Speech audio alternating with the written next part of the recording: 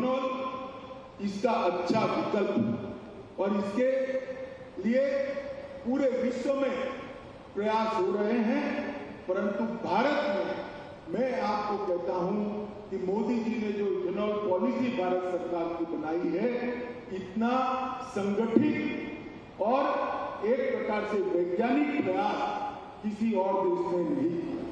मित्रों, आज भी इतने प्रयास के बाद भी इथेनॉल के उत्पादन में हम देखें तो यूएसए समग्र विश्व के 55% इथेनॉल उत्पाद करता है, ब्राजील 27% करता है और भारत 3% करता है। मेरे कहने का ये मतलब है कि बहुत सारी संभावनाएं इस क्षेत्र के अंदर पड़ी हैं, जो संभावनाओं का दोहन जैसे क्रिप्को ने किया है, सभी सहकारी इकाइयों में करना चाहिए और किसानों की आय बढ़ाने के लिए सहकारी इकाइयों में आगे आना पड़ेगा।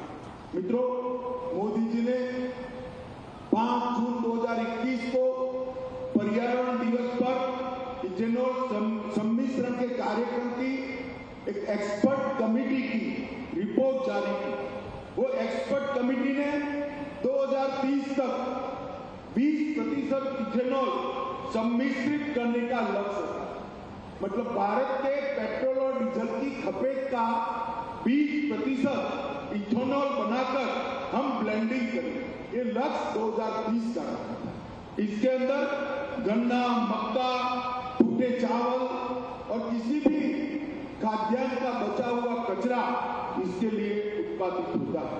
मगर मोदी जी ने 20% के साथ साथ 10% का लक्ष्य भी रखा था कि नवंबर 2022 के पहले हम 10% ब्लेंडिंग कर देंगे।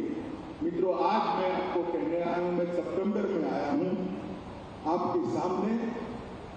अब से 5 माह पहले ही भारत ने 10% इथेनॉल के ब्लेंडिंग के लक्ष्य को सिद्ध कर दिया है।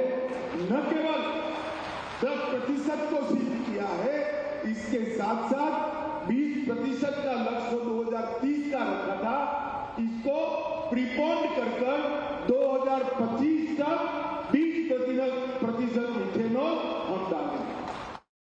तो उनका देखने का नजरिया है, सही भी है। विदेशी मुद्रा भंडार समृद्ध हुआ है। मेरे जैसे कोऑपरेटिव कार्यकर्ता देखते हैं कि 46,000 करोड़ रुपए का इंपोर्ट तो कम हुआ है, परंतु 46,000 करोड़ रुपया देश के किसानों की आय बढ़ी है, क्योंकि इथेनॉल का पैसा किसान के पास है। मित्रों, जैव इथेनॉल अनाज और मोलासिस से निर्मित होता है, पौधों से प्राप्त होता है और प्रकाश संश्लेषण की प्रक्रिया को जो लोग जानते हैं, तो प्रकाश संश्लेषण करने वक्त कार्बन डाइऑक्साइड नाम की जहरीली गैस जो पौधे सोच लेते हैं वातावरण से, इससे लगभग ये 10% सम्मिश्रण करने से 27 लाख टन कार्बन की उत्सर्जन कम हुआ है और 27 लाख टन कार्बन डाइऑक्साइड का शोषण हुआ है। ये दोनों ओर से हमारा पर्यावरण का शुद्धिकरण हुआ है। मोदी जी जब जिस दिन 20% का सम्मिश्रण का लक्ष्य प्राप्त कर देंगे, इस वक्त ये सारे आंकड़े 2 गुना हो जाएंगे। मित्रों, बहुआयामी, बहु उपयोगी और अनेक विविध तरीके से किसान को फायदा करने वाला एक प्रोजेक्ट आज क्रिप्को ने शुरू किया है। मित्रों, इथेनॉल ब्लेंडिंग पर हम लगभग 25-26 तक 20% मिश्रण करेंगे। इसके लिए कई सारे नीतिगत फैसले मोदी जी ने कोरोना काल के दरमियान लिए। जीएसटी को 18% से बढ़ाकर 5% करने का काम भारतीय जनता पार्टी की नरेंद्र मोदी सरकार ने। आकर्षक ब्याज अनुदान योजना भी, जो लोग इथेनॉल के कारखाने लगाएंगे उसको 6 वर्ष की अवधि में 50% ब्याज भारत सरकार बैंकों को चुकाएगी। इतना आकर्षक फायदा नरेंद्र मोदी सरकार ने किया है। पर्यावरण की मंजूरी को एक सर्कुलर से ही देने का काम कर दिया, क्योंकि पर्यावरण की क्या मंजूरी लेनी ज्यादा पर्यावरण की सुरक्षा करने वाला कोई कार्यक्रम हो ही नहीं सकता। सबसे बड़ी बात थी, फाइनेंशियल इंस्टीट्यूशन और बैंक फाइनेंस नहीं करते, क्योंकि उनको लगता था कि इथेनॉल बना तो लेंगे, लेगा कौन? और जब मार्केटिंग का सोर्स ठीक नहीं है तो फाइनेंशियल इंस्टीट्यूशन फाइनेंस नहीं। नरेंद्र मोदी सरकार ने सभी विभागों को एक साथ उठाया और बैंकिंग सेक्टर को सूचना दी कि आप तेल विपणन कंपनियों को,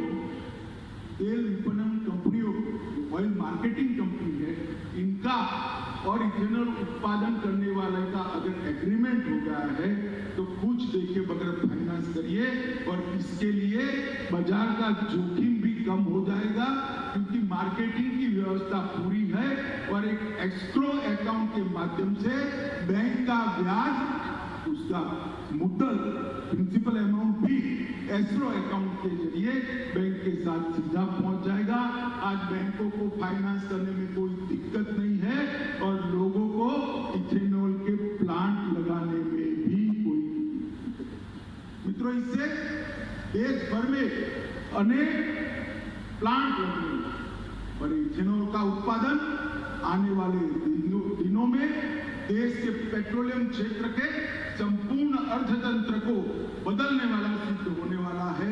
हमारे भारत के विदेशी मुद्रा के खजाने में भी लगभग 1 लाख करोड़ रुपए का बचाव इथेनॉल करने वाला है, जो 2025 तक। मित्रों, को बहुत जानी मानी संस्था है, अनेक विविध गतिविधियों में क्रिप्को सम्मिलित है। करीब 10,000 सहकारी समितियों के सदस्य हैं और एक बड़ा सफल सहकारी प्रकल्प देश का क्रिप्को है, जो पूरे दुनिया भर में देश को कोऑपरेटिव के मॉडल के रूप में क्रिप्को के कारण जाना जाता है। मित्रों, क्रिप्को, इसके फुल फॉर्म को अगर आप देख लें तो कृषक भारती शब्द इसके अंदर उपयोग किया गया है।